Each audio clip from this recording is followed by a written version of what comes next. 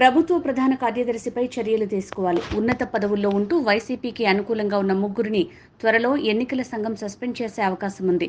సర్వేలన్నీ చంద్రబాబుకే అనుకూలంగా ఉన్నాయి. జగన్ సర్వేలన్నీ బూటకమే.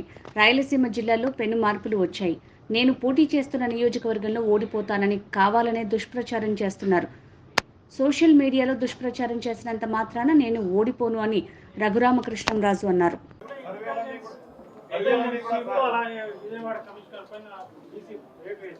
వేసిందా? సారీ, సిఎస్ వేయలేదా ఇంకా?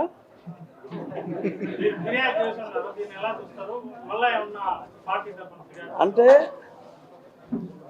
యాక్చువల్గా టీజీపీని తీసేయడానికి ఎటువంటి కంప్లైంట్ అక్కర్లా. ఒక ఇన్ఛార్జ్ డీజీపీగా ఉన్న వ్యక్తి ఎలక్షన్ కోడ్ ఉన్నప్పుడు ఆ పదవికి ఆయన అనర్హుడు. ఇది నేను ఎప్పుడో 2 నెలల క్రితమే నేను ఈ కంప్లైంట్ ఇచ్చినప్పుడు, నువ్వు ఈ కంప్లైంట్ ఇవ్వాల్సిన అవసరం లేదు, ఈలోపు ఫుల్ టైం వాళ్ళు అపాయింట్ చేయకపోతే ఆటోమేటిక్గా మేమే తీసేస్తామని చెప్పి ఎన్నికల కమిషన్లో నాకు చెప్పారు. మరి అయినప్పటికీ కూడా ఏముంది, ఊరికే 9 మంది ఎస్పీలు తీసేస్తే అతనికంటే గనులను మళ్ళీ వేశారని చెప్పి చూసాం ప్రముఖ దినపత్రికలో. ఆ దినపత్రికకే వార్నింగ్ ఇచ్చారు చీఫ్ సెక్రటరీ గారు. సో ఇప్పుడు దాకా వెంకటరామరెడ్డిని తీసేసో ఏది ఉద్యోగస్తుల సంఘం ఏమవుద్దండి? వెంకటరామరెడ్డిని తీసేస్తే వాటి వలన ఉపయోగం లేదు. ప్రజల ప్రాణాలని లాస్ట్ మంత్ 1వ తారీఖు వాలంటీర్లని ఇవ్వద్దని చెప్పి, సరే కోర్టు చెప్పిన మాట వాస్తవం. బట్ ఏమని చెప్పింది? సెక్రటేరియల్ స్టాఫ్ని వాడొద్దని చెప్పలేదుగా. 1,25,000 మంది సెక్రటేరియల్ స్టాఫ్ ఉన్నారు. సరే వృద్ధులకి ఎలాగో ఇంటికి వెళ్ళి ఇస్తున్నారు, అంటే బాగా కొంచెం అంగవైకల్యం ఉన్నవారికి ఒక 50 లక్షలు పింఛన్లు ఇవ్వాలి. 1,25,000 మంది సెక్రటేరియల్ స్టాఫ్ ఉన్నారు. చెప్పాలి అంటే వాళ్ళకి కొద్దిగా పని ఉందేమో తప్ప పెద్దగా పని లేదు.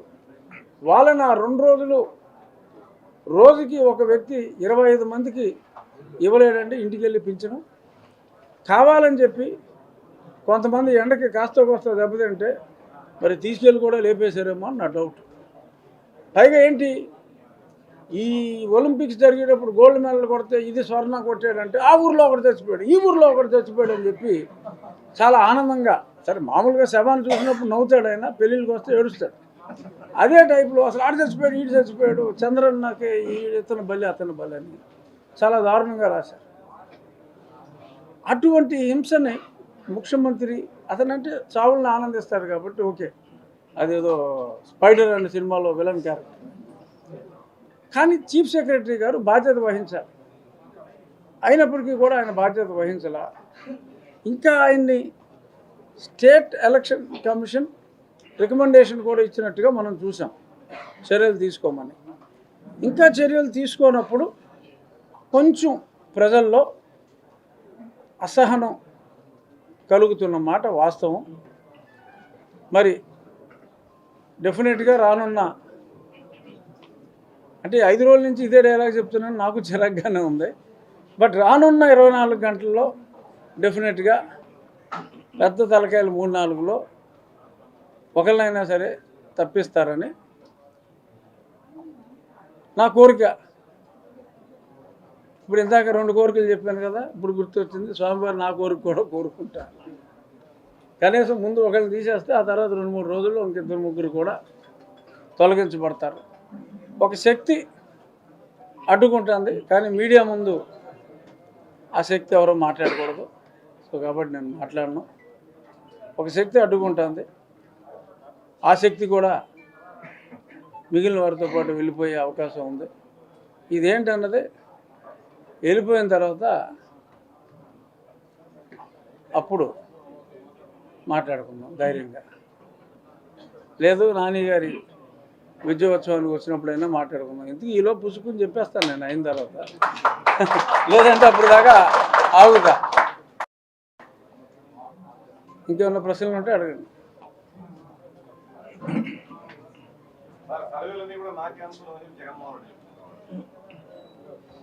జగన్మోహన్ రెడ్డి గారు ఒకే ఒక్క టైమ్స్ నౌ అనే సంస్థకి 8.5 కోట్లు ఒక సంవత్సరానికి ఆయన బ్రాండ్ ఇమేజ్ కోసం ఇచ్చారు. వాళ్ళ బ్రాండ్ మీద నిలబడాలి అంటే వాళ్ళు మెయింటైన్ చేయాలి. 24 నుంచి 25 ఎంపీ స్థానాలు, 173 నుంచి 175 ఎమ్మెల్యే స్థానాలు. వాళ్ళకి ఇచ్చింది ఏంటంటే ఎన్ని ఎంపీలు ఎన్ని ఎమ్మెల్యేలో తెలుసుకున్నారు. వాళ్ళ సర్వే లేదు, బొందలేదు. 1-2 ఎమ్మెల్యేలు 1-2 ఎంపీలు తగ్గించి వాళ్ళు చెప్తున్నారు. బట్ ఏ సర్వే తీసుకున్నా ఆ టైమ్స్ నౌ సర్వే తప్ప అన్ని సర్వేలు కూడా వైసీపీ ప్రభుత్వం పోతుందనే ఉన్నాయి. అందులో ఎటువంటి సందేహం లేదు. టైమ్స్ నౌ తప్పితే ఇంకే సర్వే ఉందో చెప్పండి. ఆడే ఇస్తూ ఉంటాడు 3 నెలలకు ఒకసారి. బట్ ఇండియా టుడే తీసుకున్నా ఇంక ఏది తీసుకున్నా కూడా సర్వేలన్నీ కూడా చంద్రబాబు నాయుడు గారికి అనుకూలంగా ఉంది. ముఖ్యంగా గత 10 రోజులుగా బాగా మా నెల్లూరు నుంచి శ్రీకాకుళం వరకు విపరీతమైన గాలి అయితే వేస్తుంది. ఆ గాలి ప్రభావం హెవీ ఉన్న ఒక కడపకి కొంత మినహాయింపు ఉంటే ఉండొచ్చు. మరి గొర్రె కషాయాన్ని నమ్ముతుంది, మరి ఆ కడప వాళ్ళు ఇంకా కషాయాన్ని నమ్ముతున్నారేమో నాకు తెలియదు. మార్పు వచ్చిందేమో. బట్ చిత్తూరు జిల్లాలో అయితే ఆ మార్పు స్పష్టంగా ఉంది. అంతవరకు చెప్పగలను. అతిపెద్ద విజయం చంద్రబాబు నాయుడు గారు అందుకుంటున్నారు. మరి పెద్ద పరాభవం ఉంటుంది. మొన్ననే మరి సిద్ధార్థనాథ్ సింగ్ అని భారతీయ జనతా పార్టీ కో కన్వీనర్ జగన్మోహన్ రెడ్డి జైలుకు వెళ్ళొచ్చు అని కూడా మరి ఆయన మాట మాట్లాడారు. అదే మాట రేపు బాగా పెద్దవాళ్ళందరూ కూడా భారతీయ జనతా పార్టీలో సమావేశాలకి వస్తారని చెప్పి మాకు అందిన సమాచారం. మరి ఆ సమావేశంలో మరి కొన్ని విషయాలు, ఇటువంటి విషయాలు చెప్తే కడపలో కూడా మా ఏరియాలో వచ్చిన మార్పు అక్కడ కూడా వస్తుంది. అక్కడికి ఆయన సొంత సోదరి చంపబడ్డ చిన్నాన్న గారి అమ్మాయి వాళ్ళు చాలా స్పష్టంగా చెప్తున్నారు ఏ రకంగా వివేకానంద రెడ్డి గారు హత్య చేయబడ్డారు. ఇదంతా కూడా సిబిఐ ఛార్జ్షీట్లో ఉన్నట్టు చెప్తున్నారు. అక్కడ వారికి కూడా డెఫినెట్గా మార్పు వారి సమావేశాల వలన వస్తుంది. డెఫినెట్గా రాబోయే రోజుల్లో కడపతో సహా మార్పు అయితే వచ్చేసింది. రాయలసీమలో చిత్తూరు, అనంతపురంలో కూడా బాగా మార్పు వచ్చింది. ఇంకో 2 జిల్లాల్లో ప్రజలు కొద్దిగా మారాల్సిన అవసరం ఉంది.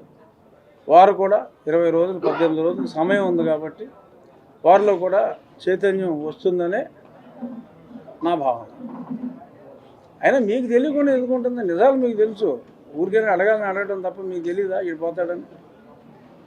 ఏమండి, తెలీదా? తెలియకుండా ఎందుకు ఉంటుంది?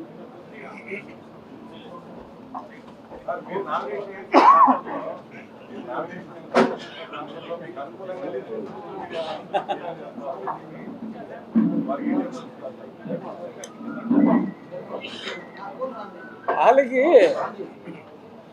మొన్నటిదాకా సీట్ రాదన్నారు, సీట్ వచ్చింది. ఇప్పుడు సీట్ వచ్చాక గెలవనని రాస్తున్నారా? మరి మా ఏరియాలో ప్రతిదీ పందాలతో ఉంటుంది. ఏదైనా పందాలే. నా గెలుపు మీద అయితే రూపాయికి 2 రూపాయల మీద పందాలు జరుగుతున్నాయని నేను విన్నా. మరి ఇక్కడ వాళ్ళు వచ్చి కాసుకుంటారు. ఎవడైనా సరే అక్కడికి వచ్చి కాసుకుంటే దోలు తీరిపోతుంది. అంతే. చేసుకోమనండి వచ్చి.